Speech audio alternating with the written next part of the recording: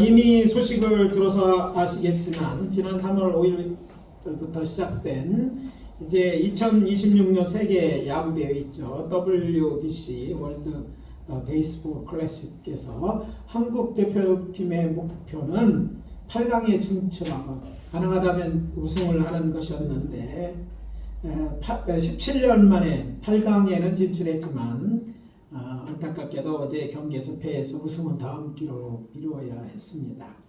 올해는 첫 번째 행사가 많은 것 같아요. 또 올해 월드컵 축구 대회도 있죠. 이번에는 3개국 캐나다, 미국, 멕시코가 함께 개최하는 월드컵이 실시될 예정입니다. 참가국 48개국이 12개조로 나누어서 32강에 진출한다고 하는데 우리나라 추첨 결과 멕시코, 남아프리카 공화국과 함께 A조에 속해서 예선을 치릅니다. 한국 대표팀의 목표는 우승은 생각도 못하고 이제 첫 번째 목표가 16강 진출하고 보는 거예요. 기대가 됩니다. 그렇다면 우리에게 신앙의 목표는 필요한 것일까? 예, 필요합니다. 사실 많은 사람들이 생각할 때 우리의 그 신앙생활하는 목표가 구원받는 것이라고 말합니다. 그러나 구원받는 것, 예수 믿어 구원을 얻는 것은요 하나님의 선물이지 우리가 어떤 걸 성취하고 안 하는 것에 대한 그런 것들이 아닙니다. 목표로 삼을 만한 것이 아니에요. 주어지는 것입니다. 믿기만 하면 믿으십니까? 아멘. 그럼 천국은 보장받은 거예요.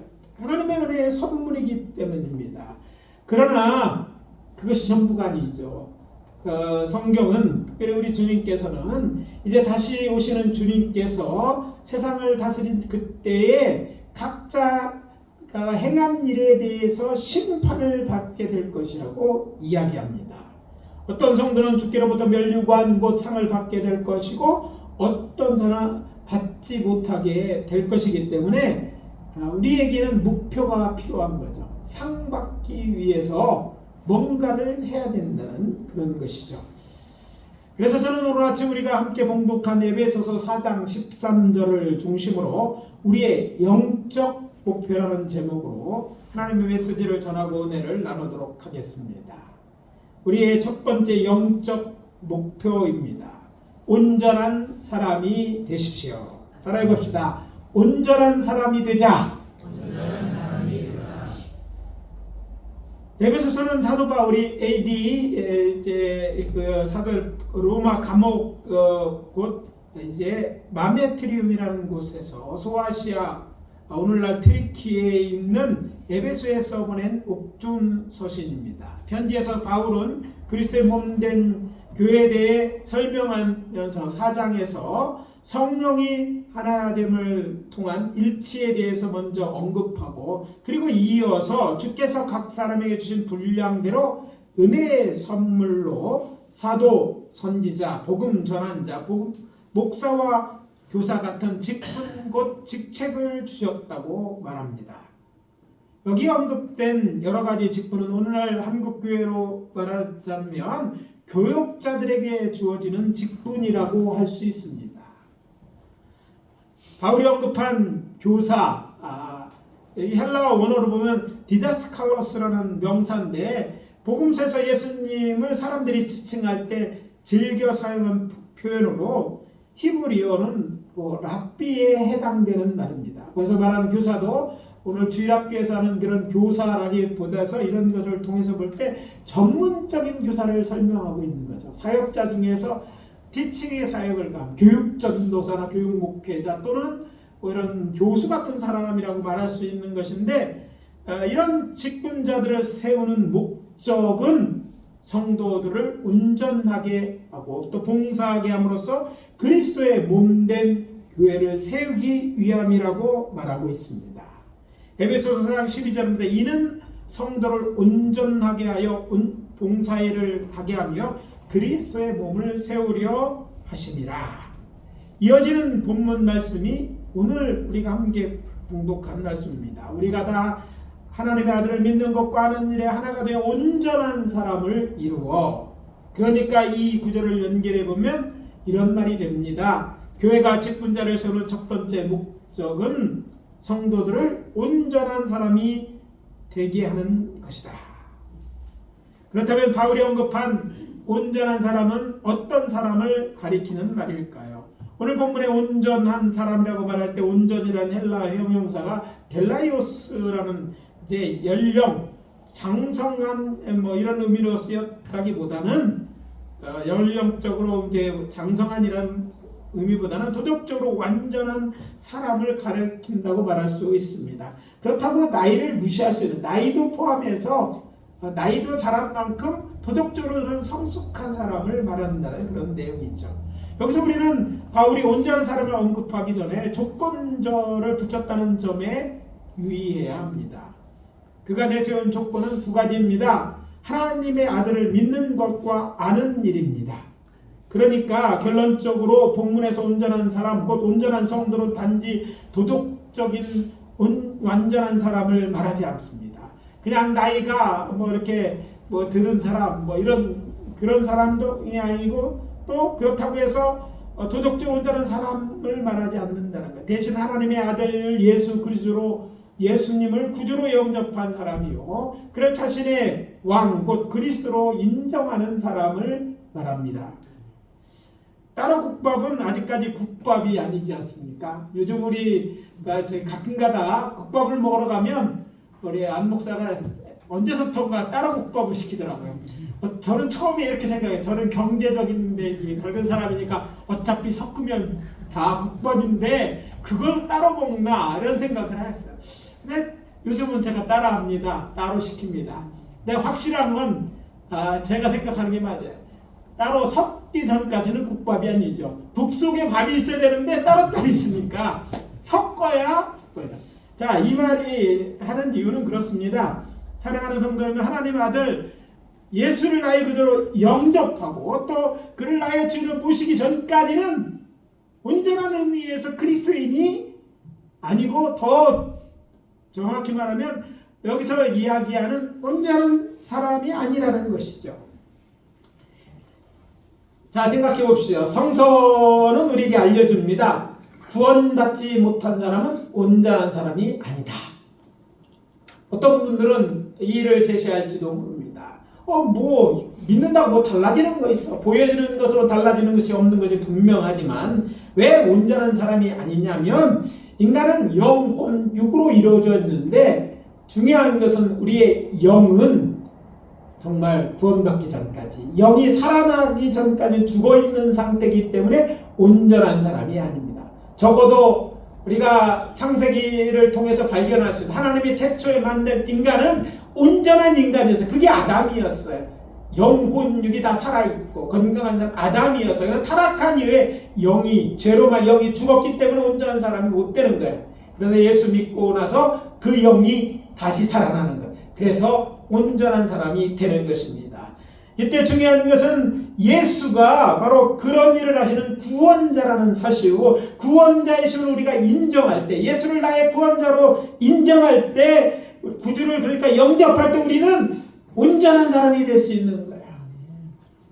믿어지면 아멘. 아멘. 뿐만 아니라 예수를 마음에 영접한 것만으로 정말 영접한 다음에 그냥 예수님을 우리 마음속에 오는 한 구석에 모셔두는 것이 아니라 그분이 우리의 마음의 주인이 될 때 이것이 성서가 만나는 온전한 사람입니다.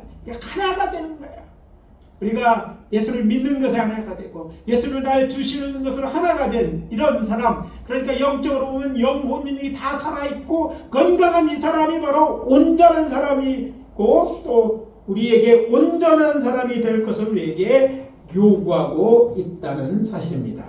그래서 우리가 알아야 되는 것은 하나님께서 우리에게 바라는 것, 또 우리에게 요구하시는 것은 온전한 사람이고, 그것은 우리가 추구해야 될 영적 목표인 것입니다. 여기에 계신 분들은 예수님을 여러분의 구주로 영접했다고 저는 믿습니다. 그리고 그분이 여러분의 마음의 주인이신 것도 믿습니다. 그렇다면 온전한 사람일 것입니다. 그러나 거기에 한 가지 더해야 될 것이 있습니다. 창세기 15장 6절에서 여호와 하나님 믿음의 조상 아브라함이 여호와를 믿는 그것을 그의 의로 여기셨을 뿐 아니라 그가 99세 되었을 때 다시 그에게 나타나서 그 앞에서 그분이 그들에게 이렇게 말합니다. 내 앞에서 완전하라. 창세기 17장 1절입니다. 나는 전능한 하나님이라. 너는 내 앞에서 행하여 완전하라. 여호와 하나님이 누구십니까? 지극히 거룩하고 공의로운 하나님이십니다. 그러니 그 앞에서 행하여 완전하라는 여호와의 명령은 예수님을 구주로 영접하고 자신을 왕으로 인정할 뿐만 아니라 하나님 앞에서도 사람들 앞에서 도덕적으로 완전한 사람이 되는 것을 포함하고 있다는 것이죠. 이것은 여호와 하나님께서 이스라엘 자손을 애굽에서 이끌어내 시내의 광야로 인도하신 후에 출애굽기 19장 9절에 보면 저들과 언약하면서 저들을 자신에 대하여 제사하는 나라가 되게 하시며 거룩한 백성이 되게 되리라고 약속하시고 이어 저들에게 율법을 주셨음을 생각할 때도 그렇습니다. 그렇게 하면 끝난 게 아니에요. 율법을 주셨어요. 뭐하라고 주셨을 거예요? 그냥 알고 외우라고? 아니에요. 지키면 더 거룩한 자로서 마땅히 사는, 거룩한 백성 마땅히 행하는 일이고 그 일을 온전히 행하는 때 비로소 온전한 사람이라고 말할 수 있다는 거예요. 한 가지 더 분명하게 알고 넘어가야 할 것이 있습니다. 예수 그리스도께서 이 땅에서 교회를 세우시고 성령으로 하나 되게 하신 여러 직분자들 곧 교역자를 세우신 것은 우리가 성령으로 우리가 그렇게 될 수 있도록 온전한 사람이 될 수 있도록 저들 각 사람에게 은혜를 주시고 가르치시고 훈련시키기 위함이라는 것입니다. 생각해 보십시오. 성령 하나님의 역사가 없었고 복음의 전화가 없었다면 어떻게 우리가 하나님의 아들을 우리의 죄와 사망을 건져내기 위해 세상에 보는 구주인 것을 어떻게 알았겠어요? 그러니까 교인이 되는 것보다 하나님 이런 일이 있어요. 그런 일을 위해 복음 전하는 자를 세우신 거예요. 물론 이건 꼭 복음 교역자들만 해야 되는 일은 아니지만 그 교역자들이 해야 될 중요한 일이 핵심적인 일은 먼저 예수를 만나게 구원받게 하는 거예요. 그 일에 저들이 그 일에 전념하고 훈련받고 전념하는 사람들이라는 것이죠. 또 그것만입니까? 그것뿐만이 아니죠. 저들이 믿었다면 그 다음에 어떻게 돼요? 그 다음에 성장해야 되는데도 우리가 생각할 때 그냥 복음만 전하는 것만 그 복음을 잃어버릴 수도 있잖아요. 그래서 그들을 지키게 하고 또 그 하나님의 더 알고 성숙하게 하는 데들이 필요한 것이고 또 선지자나 예언자를 세워서 우리가 잘못되는 일에 대한 그런 메시지나 또 그것들을 고치거나 바꿀 수 있도록 도와주고 뿐만 아니라 우리를 자아자로서 이렇게 교사로서 하나님 말씀을 전하고 돌보고는 이런 또 목사가 있어서 여러분들이 온전한 그리스도인이 되도록 성장시키는 이 모든 일을 위해서 이들을 세우신 것이라는 사실입니다. 그래서 다시 한번 강조해서 말씀드립니다. 온전한 사람이 되십시오. 무엇보다 먼저 하나님의 아들 곧 예수 그리스도를 나의 주로 믿는 자가 되십시오. 그리고 그에 대해서 아는 자가 되십시오. 무엇을 알아야 됩니까? 예수님이 나의 왕이시고 또 나의 주인으로 마음에 영접하라는 말이죠. 물론 예수에 아는 일, 그가 하나님이고 우리의 왕이라는 것 말고 또 여러 가지 일일 것이지만 가장 기본적인 예수를 나의 구원자로 나의 주인으로 아는 것입니다. 그리고 예수를 알았다면 이제는 온전한 자가 되기 위해 한 걸음 더 나아가 도덕적으로도 의로운 자가 되어야 할 것입니다. 이것이 하나님의 뜻이고 이 일을 위해 교회의 머리가 되시는 우리 주 예수님께서는 당신의 몸된 교회 여러 직분자를 세워서 일하게 하시는 것입니다. 성령 하나님께서 지금도 쉬지 않고 일하고 계십니다. 교회를 지키고 성장시키기 위해 역사하고 계시는 것이죠. 그러니 그들뿐만 아니라 성령도 같이 하는데 이것은 우리를 온전하게 하는 위함이니까 우리는 온전하고 또 과거의 한 번의 사건이 아니라 온전한 유지하고 또 하나님이 정말 우리가 늘 함께 하실 수 있도록 우리의 삶을 정말 경건한 삶을 통해서 온전한 그런 삶을 유지할 수 있도록 애써야 될 것입니다. 두 번째 우리에게 주시는 메시지는 장성한 그리스도인이 되라는 것입니다. 그래서 주의 이름으로 권면합니다. 장성한 그리스도인이 되십시오. 오늘 본문인 에베소 4장 13절의 후반절입니다. 그리스도의 장성한 분량이 충만한 데까지 이르리니. 이 문장에서 우리가 알아야 할 것은 그리스도의 장성한 분량이 무엇을 가리키는가 하는 것이죠. 사실 이 말은 참 오해되기 쉽고 잘못 이해하기 쉽고 또 그렇게 오해하는 사람이 많은 구절이기도 합니다. 여기서 장성한이라는 의미는 일반적으로 아는 것과 다르지 않습니다. 그런데 잘 알 것 같은데도 내용이 정말 무슨 얘기를 하는지 잘 어려운 그런 얘기라는 거죠. 자, 국어사가 장성한, 자라서 어른이 된다는 말이지만 중요한 것은 그 앞에 그리스도의 의라는 말이 있다는 거예요. 그리스도가 있다. 그러니까 어른의 기준이 뭐냐면 나이만이 아니라 예수 그리스도라는 것이죠. 이것이 포인트죠. 그리고 또 분량이라는 단어는 측정 결과, 헬라어 명사로도 똑같습니다. 뭔가 적정한 충만한 데까지 됐다, 충분히 되었다, 가득하게 채워졌다, 완성되었다. 그러니까 그것이 완성되기까지, 그러니까 성장하라는 그런 메시지인 것입니다. 따라서 이 말은 예수 그리스도와 같은 어른이 되라는 말입니다. 예수님처럼 장성한 사람이 되라는 그런 명령이라는 것입니다. 온전한 사람이 되었다면 다음 단계는 성장하는 것입니다.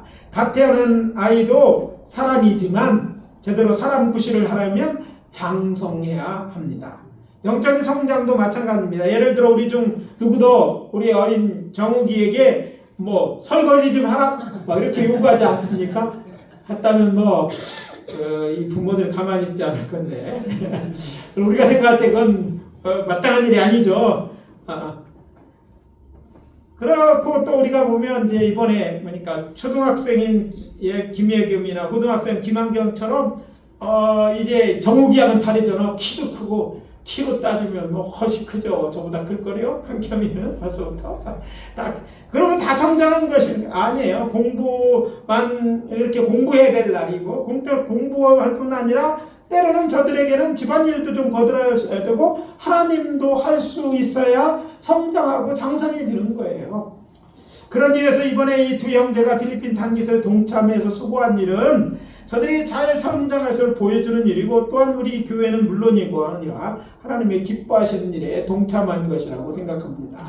허비한 것이 아니에요. 어떻게 보면 입주일에 모든 걸 생각하는 사람들에게 미친 짓이라고 할 수 있을지도 몰라요. 그 나이 지금 고등학생인데 이라고 할 수 있는데 영적으로는 뭐가 진짜 유익한지는 그들은 모르는 얘기예요. 뭘 몰라? 축알못이라도 축을 알지 못하는 사람들이 하는 것처럼 뭘 모르는 사람. 영적으로 보면 이것은 큰 도전이었고 그래서 우리 김영각 집사님 내외는 제가 볼 때 정말 잘했다고 생각을 하는 것이죠. 왜 그러냐면 우리의 결국은 대학이 목적이 아니기 때문입니다. 대학이 목적이라면 그게 인생의 목적은 그래야 될 것 같아요. 우리는 학교 들어가서 뭐 할 건데 직장 가서 뭐 할 건데 그 다음에 할 말이 없습니다. 돈 먹고 잘 먹고 그럼 뭐가 잘 먹고 잘 사는 건데 나오면 여러분들이 보통 사람이 갖는 생각에는 문제가 생기는 거죠. 그걸 왜 그걸 해야 되는 거야? 아니 그걸 위해 다른 걸 다 이뤄냈다면 정말 그게 행복한 거냐? 물으면 답이 없는 거예요. 그냥 남들이 그런 거 따라갈 뿐인데 그렇지 않았다는 거예요. 그것처럼 우리의 단계형 성장도 그렇습니다. 성장에 대해 아이의 상태에 머물러 있으면 안 되는 거죠. 양철북이라는 영어를 하죠. 그 양철북을 그냥 자세히 안 보는 사람은 알지 못하는 문제는 뭐예요? 성장에 대해 성장하지 않는 거죠. 그래서 나도 성장하는 기회가 되는 그런 영화예요. 그것은 오늘 현대인에게도 마찬가지고 오늘 현대인도 정말 성장에 대해 성장하지 못하고 어린아이 단계에 머물러 있고 그것에 안주하는 사람이 너무 많은 거예요. 그리고 나를 봐달라고 나도 그런데 나도 한다는 거죠. 그게 참 슬픈 일이고 그런 일을 볼 수 없다는 게 문제죠. 어쩌면 영어는 그 점을 지적하고 있는 거예요. 성장해야 되는데 그 성장하기 위해서 노력해요. 그리스도인으로서도 마찬가지예요. 그리스도인이 된 것만이야 되었다면 그리스도인으로 정말 어떤 장성한 그리스도인으로 성장해야 된다 하는 것이죠. 그리고 그 장성한 그리스도인의 표본이 누구냐? 목사인가 아니라 예수 그리스도라는 말인 거죠. 그래서 그리스도의 장성한 분량이라고 설명했어요. 그러나 그렇게까지 생각하지 않는 게 문제이죠. 그래서 바울은 예수의 이 설명했는데 또 흥미로운 사실은 그렇다면 우리는 예수의 장성한 이 분량 이렇게 해야 되는데 바울은요 그렇게 하지 않았어요.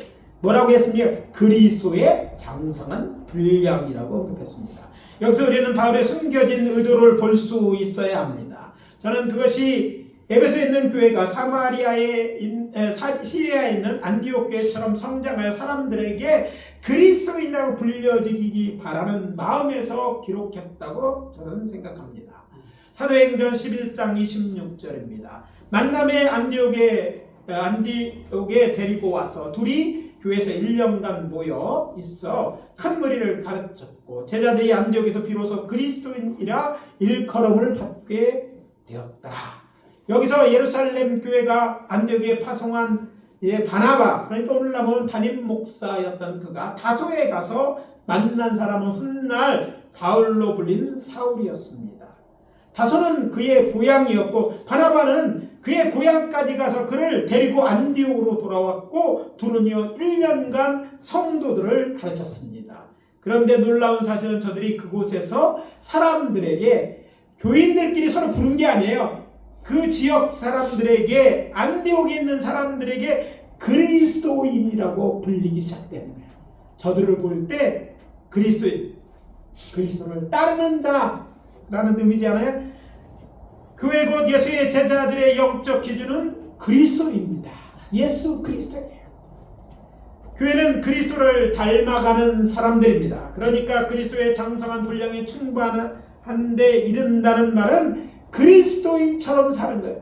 그렇게 성장해서 그리스도인처럼 살아가는 것, 그것이 교회의 목적이고 그 교회의 목적을 위해서 앞에서 언급한 많은 직분의 사람들을 하나님은 세워서 합력해서 이 일을 하게 하셨다는 것이죠. 사도 바울은 그가 만나는 모든 사람이 그리스도인이 되게 하기 위해 애쓰는 사람이었습니다. 그 증거가 되는 말씀이 그가 예루살렘 성전에 올라갔다가 로마군의 요새에 갇혔을 때 그를 죽이려는 유대인들에 대한 정보를 그의 생기를 통해서 듣고 천부장에 알렸을 때 그 천부장이 그가 로마이라는 소리를 듣고 그를 가이사랴로 보냅니다. 그런데 그는 아직까지 이제 고발하는 사람들 때문에 감옥에 있을 때 그를 보기를 원했던 당시에 이제 왕이 되었던 아그리빠 2세, 즉 아그리빠 왕이 그에게 한 말을 통해서 이 내용을 확인할 수 있습니다. 사도행전 26장 28절입니다. 아그리빠가 바울에게 이르되 내가 적은 날로 나를 권하여 그리스도인이 되게 하려 하는도다.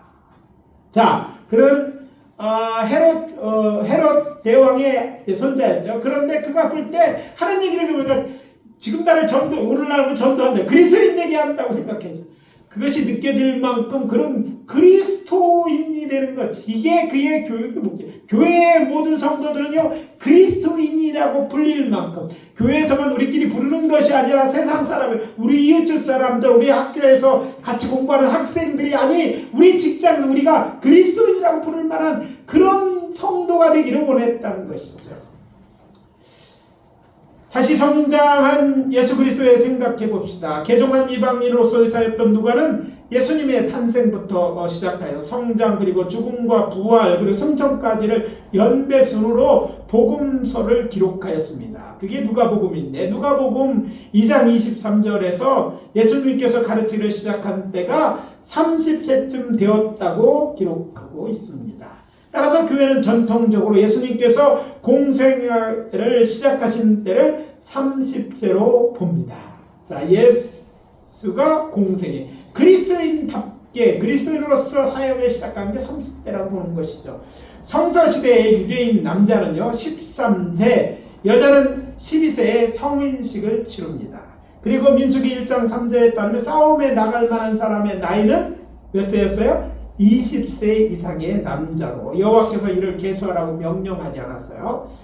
또 흥미로운 사실은 다른 복음서와 달리 누가는 예수님이 12살이 되었을 때 예루살렘에서 유월절을 지켜 성전의 선생 중에 앉아 율법에 대한 이야기한 일을 기록하고 있습니다. 12살 때 여러분 성인으로서 율법을 얘기할 정도가 됐다는 얘기죠. 그런데 이 기록 속에 많은 사람이 놓치고 있는 비밀이 숨겨져 있습니다.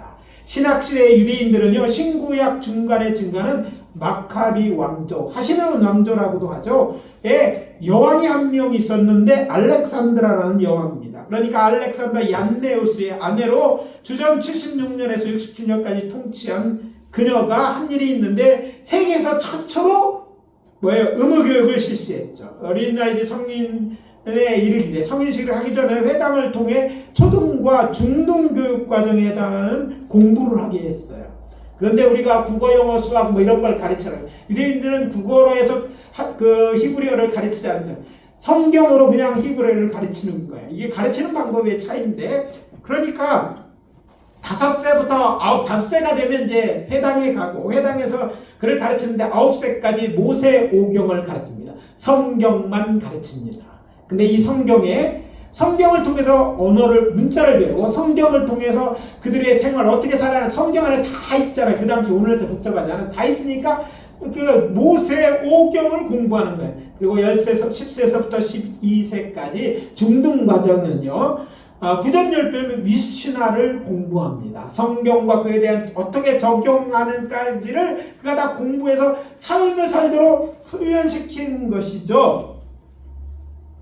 물론 예수님은 또 어떤 분이요? 성장 하나님으로 진리 자체이십니다. 그럼에도 불구하고 12살에 예수님께서는 성전의 다른 선생들과 늑비를 문답했는데 그런데도 이 과정을 지났을 것이고, 또 그런 후에 12살에 성전의 다른 선생님들과 곧 랍비들과 문답했는데 듣는 자가 다 그의 지혜와 대답에 놀랍게 여겼다는 누가복음 2장 47절의 말씀을 우리가 반드시 유념해야 한다는 것이죠. 이게 뭐냐면 예수님은 이거를 통해서 하나님의 말씀인 성경을 배웠다는 것이죠. 물론 말씀에 잘면 그걸 더하셨는데 그거를 그 전통에 따라 하신 거예요. 그게 무슨 얘기냐면 예수님이 어쩌면 이걸 우리를 통해 삶의 본을 보이셨다는 것을 알 수 있습니다. 그런데 예수님은 바로 그때 성경도 이제 많이 알잖아요. 그때 성인도 되었어. 말씀도 이제 율법사를 눌러온 만큼 잘 알고 계셔. 그렇다면 12살 성인의 사역을 시작해도 괜찮을 거라고 생각하는데 그때서부터 그리스도의 사역을 시작하지 않았습니다. 대신 예수님께 그의 나이 30세에 그의 공생의 곧 그리스도로서의 사역을 시작하셨습니다.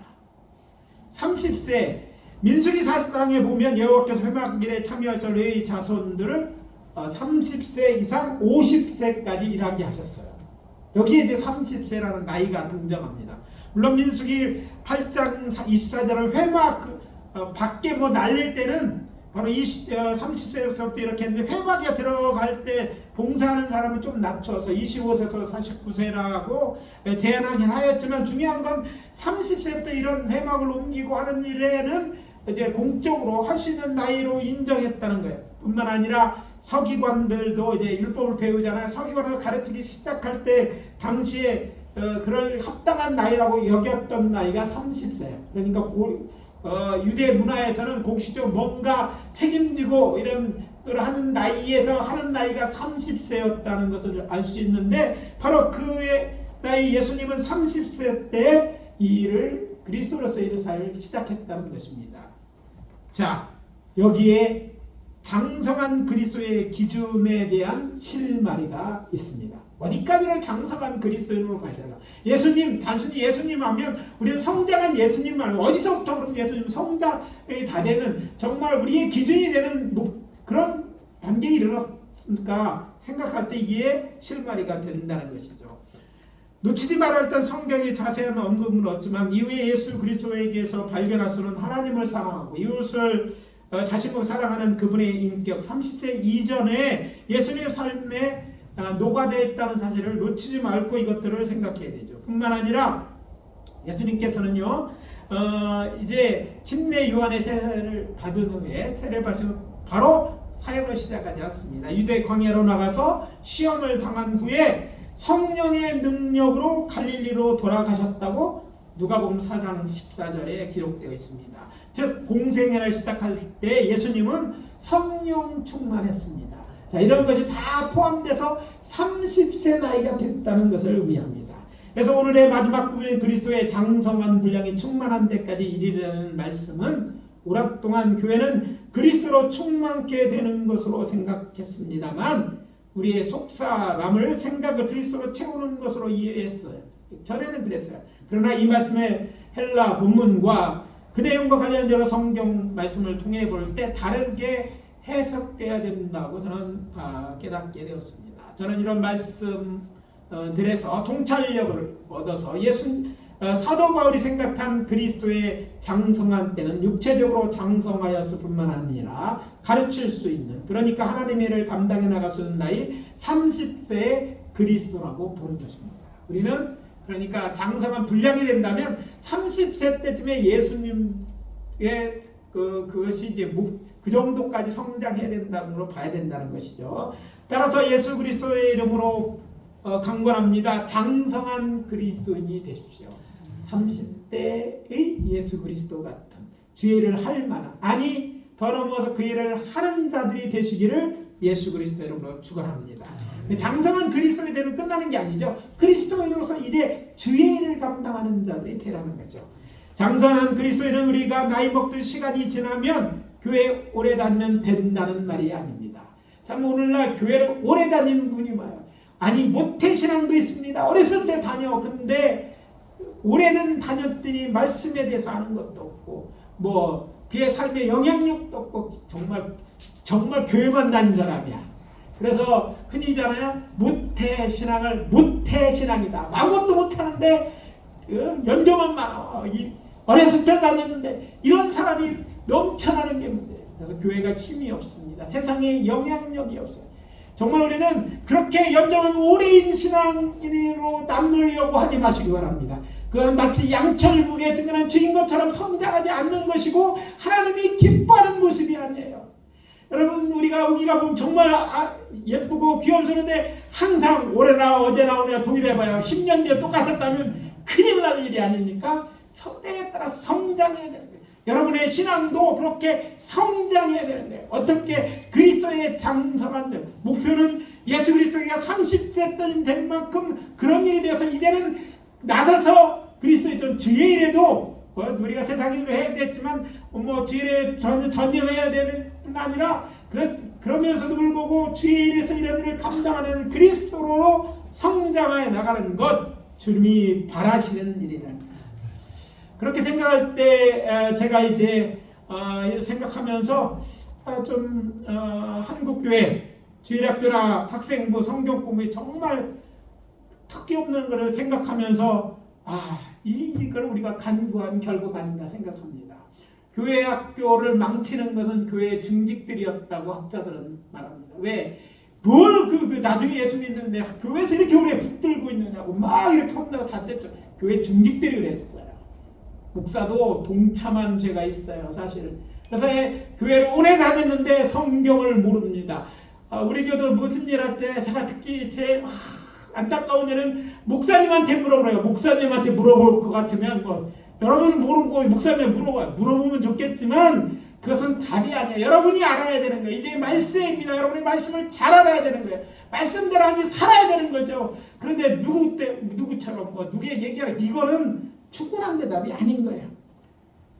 우리 교회도 어떻게 보면 이런 턱없이 부족했고 어떻게 더 할 수 있는 것 못했다는 점에서 참 안타깝고 아쉽습니다. 뿐만 아니라 하나님을 사랑하고 이 사랑을 실천하는 예수의 인격을 담는 노력도 병행해야 되고 또 성장하려면 또 말씀드린 것처럼 성령 충만을 위해서 기도해야 돼요. 이렇게 어려서부터 정말 말씀을 잘 배우고 또 예수의 인격을 담아가는 일이 이게 중요하고 가치 있는 일이라고 얘기하고 그걸 할 수 있도록 도와주고 또 성령적으로 기도할 때 그들이 자라서 정말 교회뿐만 아니라 그들의 인생에도 정말 복된 인생을 정말 살아낼 수 있는 것이에요. 저는 설교 준비하면서 저의 잘못을 발견하게 되었고 고민하기 시작했습니다. 좀 늦었죠. 그래서 저는 제 잘못에 대해서 먼저 성도님들에게 용서를 구합니다. 그리고 그 구체적인 방법을 찾아보고 지금부터라도 늦었지만 시작하라고 결단했습니다. 제가 이 일을 하기에는 시간이 많지 않은 것도 사실이지만 방향은 분명합니다. 그래서 약속드립니다. 이 일에 대해 후임 목회자와도 충분히 고민하고 상의할 것입니다. 왜? 이것이 우리 교회가 우리가 사는 일이고 또 주님이 바라시는 일이기 때문입니다. 이제 오늘 우리에게 주시는 메시지 마무리합니다. 온전한 사람이 되십시오. 장성한 그리스도인이 되십시오. 이것이 오늘 우리 그리스도인들의 영적 목표이고 그 목표를 수행하기 위해 노력하라는 것이 오늘 우리들에게 주시는 여호와 하나님의 메시지입니다. 그렇게 노력하기로 결단하시는 분들은 그 소리로 아멘. 아멘. 기도합시다. 아버지 하나님 주의 은혜와 사랑을 감사합니다. 오늘 우리들에게 영적 목표, 우리가 세워야 될 영적 목표가 무엇인지 또 그것을 위해 어떤 노력을 해야 되는지 에베소의 말씀을 통해서 말씀하시니 감사합니다. 아버지 하나님 우리의 이런 그리스도의 충만한 데까지 그 그리스도의 장성한 30대쯤 되는 예수의 그때까지 우리가 성장할 목표로 삼고 성장할 수 있도록 도와주시옵소서. 성장해서 정말 하나님의 기뻐하는 삶, 복된 삶, 그런 복된 인생을 아버지 하나님 살아낼 수 있도록, 그래서 주님 앞에 서는 날 상 받는 자 될 수 있도록 축복해 주시옵소서. 예수 그리스도의 이름으로 기도합니다. 아멘.